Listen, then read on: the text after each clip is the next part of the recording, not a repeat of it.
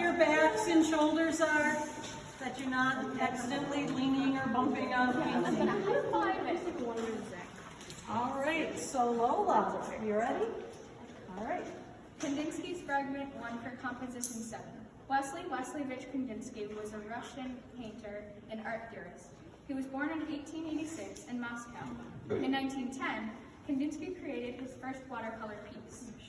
When Kandinsky created Composition 7, he was trying to convey that he was in fear and anticipation of World War I starting.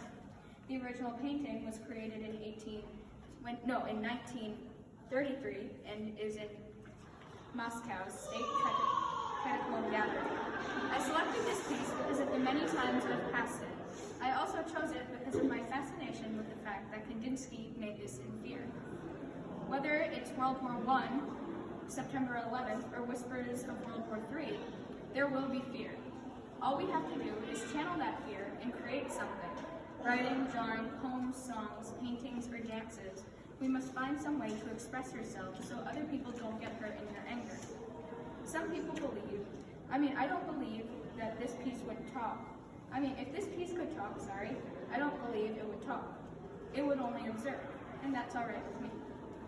For my aesthetic response, I will be reciting a poem, A Finger by John Balaban. After most of the bodies were hauled away, and while the FBI and the fire department and NYPD were still haggling about who was in charge, as smoke cleared, the figures in Quebec suits came, gloved, gowned, masked.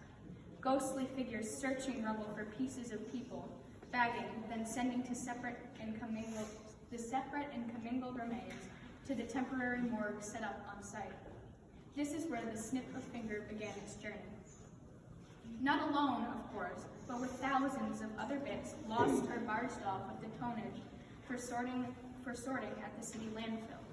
A delicate tip, burned, marked, fingered, and sent over to the medical examiners, where forensic anthropologists sorted human from animal bones from trade center restaurants, all buried together in the Pompeian effect of incinerated dust.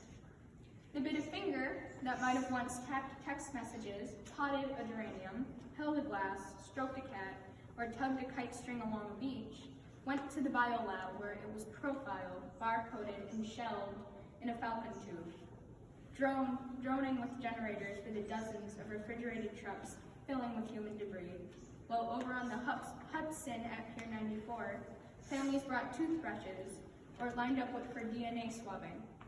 As the years passed, the unidentified remains were dried out in a desiccation room, humidity pumped out, heat raised high, shriveled, then vacuum sealed. But the fingertip had a DNA match and a swab from her brother. She was English, 30 years old. She worked on the 105th floor of the North Tower. The Times ran a bio.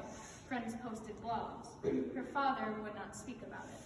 Her mother planted a garden in Manhattan. In that garden is a tree. Some look on it and feel old. Others, when the wind lifts its leaves, want to scream. I will also be doing a quote from a deceased game on a lighter note.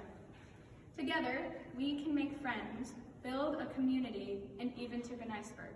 Waddle on. Club Penguin 2005 to 2017. Lola, you're now a junior docent. And where's Sarah? Stand up, Sarah.